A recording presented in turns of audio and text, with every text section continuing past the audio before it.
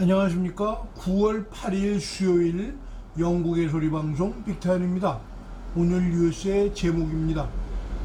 첫째, 황교안 국힘당 후보가 4.15 총선 완전 무효를 주장했습니다. 둘째, 탈레반 새 정부 발표했습니다. 셋째, 런던 명물 빅벤 시계탑 곧 다시 보게 될 것 같습니다. 첫 소식입니다. 한국에서 국힘당 황교안 후보가 9월 8일에 있었던 당내 경선 예비 후보들의 선거 공약 발표회에서 4.15 총선의 완전 무효를 주장했습니다. 황교안 TV 영상으로 보시겠습니다. 여러분 안녕하십니까? 황교안 일기 9월 7일입니다. 오늘 우리 당에서 대선 후보 12명이 함께 모여서 최인지 대한민국 3대 약속 발표회를 가졌습니다. 각자 본인이 생각하는 3대 약속을 국민들께 말씀을 드렸습니다. 저는 오늘 4.15 부정선거에 대해서 이야기를 했습니다. 왜 4.15가 부정선거였는가에 관한 자세한 이야기를 한 끝에 제가 선언했습니다. 4.15 총선은 전면 무효다. 4.15 부정선거를 밝히지 않는다면 정권 교체는 불가능해집니다. 저들은 또 똑같은 짓을 더욱 교묘한 방법으로 할 것이기 때문입니다. 이것은 좌우 이념의 문제가 아닙니다. 참과 거짓, 용기와 비겁, 정의와 불의의 문제입니다. 국민 여러분, 정의의 편에 설 것인지 불의의 편에 설 것인지 선택해 주십시오. 그동안 4.15 총선의 부정사실을 파헤치는 작업은 민경욱 전 의원과 가로세로 연구소 등 선거구별로 재검표 요구를 하며 선관위를 상대로 법원에 고소를 제기하여 왔습니다. 2019년 국정감사 때 우리공화당 조원진 의원은 다가올 2020년 총선에서 제도적으로 고쳐야 할 위험한 사항들을 선관위에 질문하면서 선거법 수정을 위한 입법안을 제출했으나 당시 자유한국당 의원들 중 6명만이 입법에 찬성함으로써 무산되었습니다. 자, 중앙선관위 사무총장님. 예. 저는 사전선거, 이 전 세계에 유례없는 사전선거의 폐해를 지난 보궐선거 때 봤습니다. 실어 나르면서 특정 후보 지지하기. 선거라는 것은 투표율 제고도 중요하지만은 선거의 가장 중요한 것은 공정성입니다. 지금 사전선거 해보니까 이제 공정성이 다 무너져 버렸어요. 사전선거율이 한 30% 가잖아요. 그렇죠? 예. 사전선거의 투표율 제고는 될지 모르지만은 공정성이 무너졌다. 이 말씀을 드리고 하나하나 제가 말씀을 좀 드릴게요. 뭐 할 게 많아서 우선 투표함에 대한 프랑스 대통령 선거 때 투표함이 투명 투표함을 썼어요. 한번 보실랍니까? 저 투표함이 투명 투표함을 쓰는데 투표장 한 장 들어가면은 체크가 바로바로 됩니다. 투표 끝나는 순간에 몇 명이 투표했다는 게 바로 떠요. 자, 우리 투표함 저거 쓰면 되잖아요. 어렵지 않잖아요.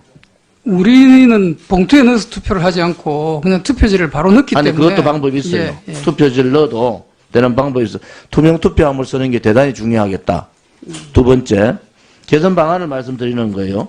프랑스 대선에서 하고 있으니까. 두 번째, 투표소 내에서 투표함을 이동하지 않고 투표소 내에서 개표 가능하잖아요. 2020년 4월 15일 선거는 개표 직후 수많은 의혹을 양산하며 검은 우산 등 군소 시민운동으로 퍼져나갔습니다.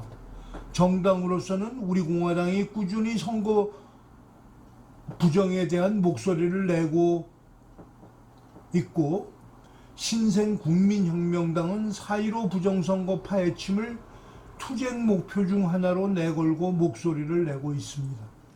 반갑습니다. 오늘 노아라 TV를 시청해 주신 많은 우리 시청자 여러분들, 오늘 국민혁명당이 부정선거를 밝혔다라는 내용으로 이번 월요일, 지난 월요일 민경욱 의원 재검표 작업에 들어갔던 세 분의 변호인단을 모시고 그 현장의 내용들을 들어보도록 하겠습니다. 그런데 그 내용을 제대로 싸우면서 밝혔던 분들은 바로 여기 나와 계신 우리 구주화 변호사님, 그다음에 문수정 변호사님, 안녕하세요. 그리고 유승수 변호사님. 네, 이분들이 안녕하십니까. 직접 참여했습니다. 직접 참여했는데 그 현장이 어떤 분위기로 진행됐는지 한번 그 현장 스케치를 한번 들어보도록 하겠습니다. 현장이 어떻게 진행됐습니까?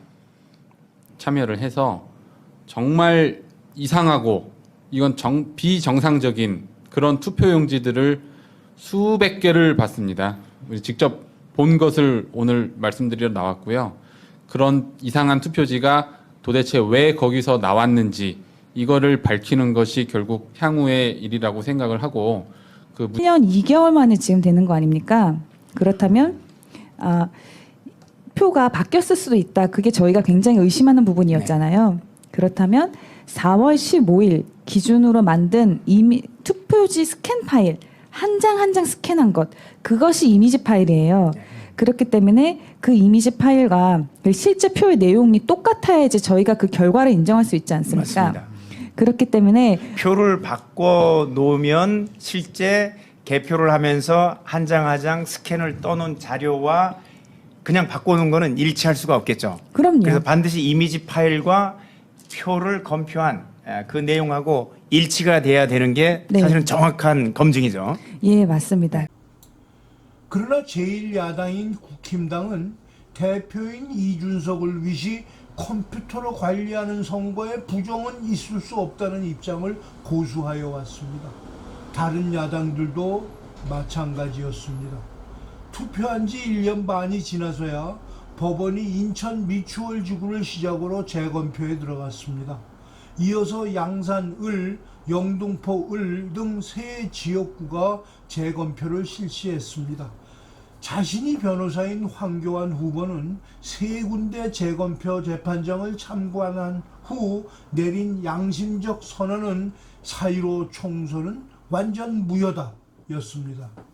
무엇보다도 선거제도의 개선 없이 치르는 다음 선거는 경쟁의 의미가 없다는 의미로 받아들여집니다. 둘째 소식입니다.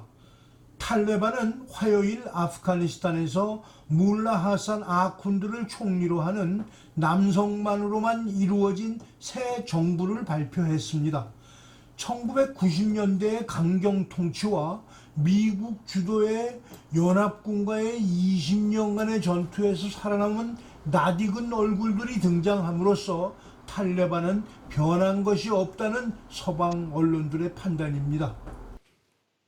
Well, it is not an inclusive government. There's no role for women and there's no role for non-Taliban. In fact, the appointment of Mullah Hassan Akhund is a compromise candidate's appointment because we know that there were differences within the Taliban leadership about the leadership role. So we will have to see how the Taliban now can move ahead and keep Afghanistan functional. We have to remember all state institutions crumbled. There's no sign of ANDSF. There's no sign of, the civil servants. There's no sign of finance ministry, the central bank. 탈레반 정권이 발표한 내각에는 놀랍게도 신임 아쿤드 총리를 포함한 3명의 UN 지정 테러리스트가 포함되어 있습니다. 그동안 탈레반은 민족과 단체들을 아우르는 포용력 있는 정부를 구성하고 싶다고 말했었습니다. 그러나 화요일에 발표된 내각 장관들은 모두 탈레반 지도자로 임명되었으며 여성은 한 명도 포함되지 않았습니다.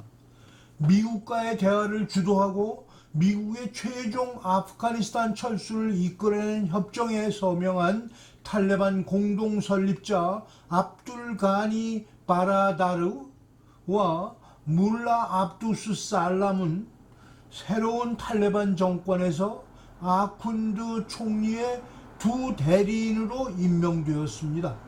탈레반 정권의 조각을 보며 서방 언론들은 탈레반의 싸움은 끝나지 않았으며 앞으로도 이슬람주의를 앞세운 세계화의 전쟁은 계속될 것이라고 판단하고 있습니다. 셋째 소식입니다. 런던의 명물 중 하나인 빅벤 시계탑을 곧 볼 수 있을 것이란 보도입니다. 시계가 설치된 엘리자베스 타워의 높이는 60m입니다. 시계판의 지름은 7m입니다. 시침의 길이는 2.8m, 분침은 4.3m입니다. 사진은 시계탑 수리가 시작되기 몇 해 전 줄을 타고 시계판을 닦는 사람들의 모습입니다. 빅벤의 시계판 표시금은 예전의 검은색 대신 파란색으로 바뀌었습니다. 차임벨 소리를 잃은 엘리자베스 타워의 복원 사업은 4년 전 시작되었습니다. 브렉시트에 맞추어 빅벤이 시각을 보여주고 차임벨 소리를 울린다면 좋겠다던 보리스 수상의 아이디어로 시작된 공사였습니다. 이제 수리가 완성되어 가고 있습니다. 웨스트민스터 다리에서 바라보는 시계탑은 영국의 상징입니다. 수십 년 동안 시계 다이얼과 이를 둘러싼 석조물들은 빅벤의 대명사가 된 여러 겹의 검은색 페인트로 칠해져 있었습니다. 3년 전 공사가 추가되었습니다. 검은색보다는 좀 더 진취적인 색깔로 하자. 시계 다이얼의 프러시안 블루 색상과 일치하도록 도색된 시계 바늘이 빅벤의 시계판에 설치되었습니다. 전문가들은 색 구성표가 1930년대 오염의 영향을 가리기 위해 선택되었다고 생각하지만 의회 건축가 찰스 베리와 오거스투스 웰비 푸긴의 의견대로 시계가 업데이트되었습니다. 최초 시작할 때 책정된 2,900만 파운드의 예상 공사비는 8천만 파운드로 늘어났고 공사 기간도 코비드19로 인해 지연되어 예상보다 1년 늦은 2002년에 완료될 예정입니다. 시청해 주셔서 감사합니다. 오늘 방송을 마치겠습니다. 내일 다시 뵙겠습니다.